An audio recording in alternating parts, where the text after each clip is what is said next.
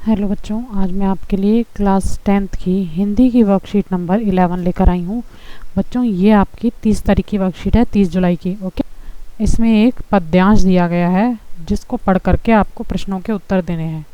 ठीक है, तो ये आपकी बुक का ही लेसन का दिया हुआ है आपको। तो मैं इसके क्वेश्चन आंसर आपको करवा देती हूँ। फर्स्ट क्वेश्चन है, निम्नलिखित शब्दों के अर्थ लिखिए। नीलांबर, इसका मतलब होता है बच्चों नीला आकाश। परिधान मतलब कपड़े। पट मतलब सतह। रत्नाकर मतलब सागर। प्रवाह का मतलब बहाव। प्रयोद का मतलब बादल। और इसी के आगे है बच्चों सर्वेश का मतलब ईश्वर। और रज का मतलब धूल। और तरणी का मतलब सूर्य।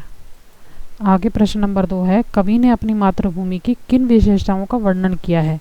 कवि के अनुसार मातृभूमि के हरे भरे तट पर आकाश नीले रंग के वस्त्र की तरह शोभित है। सूर्य और चंद्र इस भूमि का मुकुट है और समुद्र करधनी है। नदियां प्रेम प्रवाह और फूल तारे आभूषण हैं। इस तरह की ईश्वर साकार मूर्ति है मातृभूमि। प्रश्न नंबर 3 है बच्चों, कवि ने मातृभूमि को ईश्वर का साकार रूप किस आधार पर बताया है।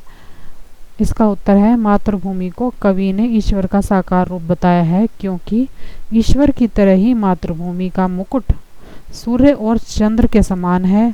शेषनाग का फन सिंहासन के समान है। बादल निरंतर जिसका अभिषेक करते हैं।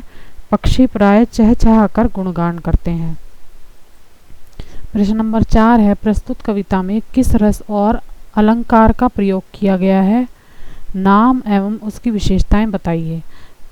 तो इसका उत्तर है बच्चों, प्रस्तुत कविता में श्रृंगार रस और मानवीयकरण तथा अंत्यानुप्रास अलंकार का प्रयोग हुआ है।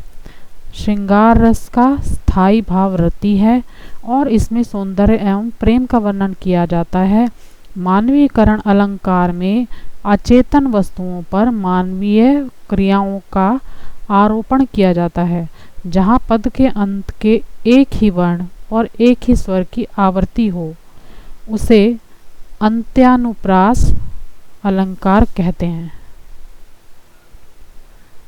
प्रश्न नंबर 5 है बच्चों, प्रस्तुत कविता का उचित शीर्षक दीजिए। आप इसका शीर्षक अपने मन से भी रख सकते हैं जो आपको अच्छा लगे। मैंने इसका शीर्षक लिखा है मातृभूमि। प्रश्न नंबर 6 है, दिए गए चित्र को पहचान कर उसका नाम लिखिए और हिंदी साहित्य में इन्हें क्या उपाधि दी गई है। तो आंसर है, दिया गया चित्र कवि मैथिली शरण गुप्त जी का है। हिंदी साहित्य में राष्ट्र कवि की उपाधि दी गई है। प्रश्न नंबर 7 है बच्चों, जिस प्रकार प्रकृति के पर्यायवाची शब्द हैं स्वभाव, फितरत, प्रवृत्ति, मनोवृत्ति, मिजाज, उसी प्रकार निम्नलिखित शब्दों के पर्यायवाची शब्द लिखिए। तो आंसर है, सुधा का होता है बच्चों अमृत, पीयूष सोम। परिधान का होता है वस्त्र, पट चीर। नीर का होता है जल, पानी सलिल। खग का होता है पक्षी, पंछी परिंदा। तरणी का होता है दिनकर, दिवाकर, भास्कर, सूर्य। ओके, तो ये थे बच्चों आपकी वर्कशीट के क्वेश्चन आंसर।